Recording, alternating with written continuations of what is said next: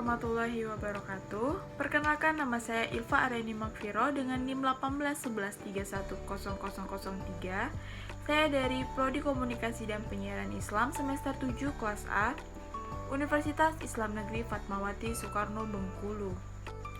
Baik, di sini saya akan menyampaikan atau menjelaskan soal-soal yang telah diberikan. Yang pertama, apakah yang disebut dengan media massa? Jelaskan.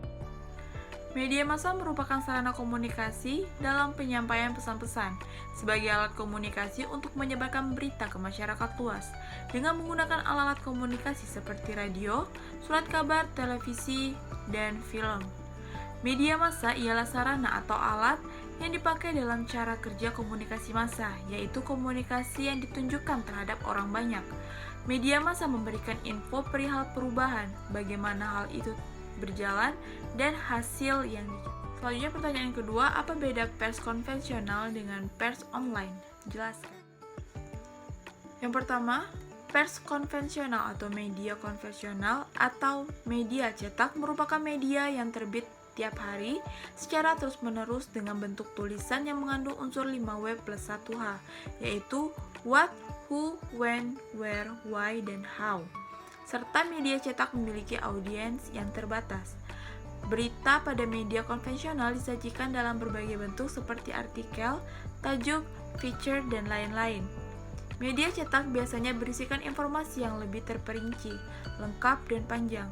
Kualitas jurnalisme konvensional seperti surat kabar ini dalam penyampaian berita sangat dipengaruhi oleh orang-orang yang berada di dalam media itu seperti wartawannya, penulis, editor, pemimpin, serta redaksi.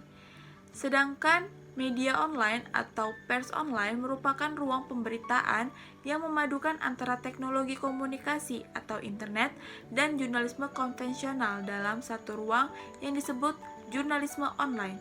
Sedangkan surat kabar memiliki kelebihan khusus. Surat kabar menyediakan halaman atau ruang yang luas suatu konten berita yang akan dianalisis secara mendalam dan memiliki ruang penulisan yang berkualitas. Pertanyaan ketiga, apa makna manajemen? Dan jelaskan secara umum beberapa unsur manajemen berikut, yaitu planning, organizing, executing, controlling, evaluating. Jelaskan masing-masing. Baik, kata manajemen berasal dari bahasa Inggris, yakni manage, yang memiliki arti mengatur, merencanakan, mengelola, mengusahakan, dan memimpin. Secara etimologis, manajemen merupakan seni untuk melaksanakan dan mengatur. Hal tersebut yang mendasari manajemen sebagai seni pengelola dan mengatur agar tersusun cara. Berikut penjelasan fungsi manajemen. Yang pertama, planning atau perencanaan, yakni menentukan tujuan untuk kinerja organisasi di masa depan serta memutuskan tugas dan penggunaan sumber daya yang diperlukan untuk mencapai tujuan tersebut. Yang kedua, organizing atau pengorganisasian, yakni mengalokasikan seluruh pekerjaan yang harus dilaksanakan antara kelompok kerja, menetapkan wewenang relatif serta tanggung jawab masing-masing individu atas komponen kerja dan menyediakan lingkungan kerja yang tepat. Yang ketiga, motivating atau motivasi, yakni pemberian inspirasi, semangat, dan dorongan kepada bawahan agar bawahan melakukan kegiatan secara sukarela seusai apa yang diinginkan oleh atasan. Yang keempat, controlling atau pengawasan, yakni mengawasi aktivitas karyawan, menentukan apakah organisasi dapat memenuhi target tujuannya, dan melakukan koreksi bila diperlukan, serta menilai pelaksanaan kegiatan.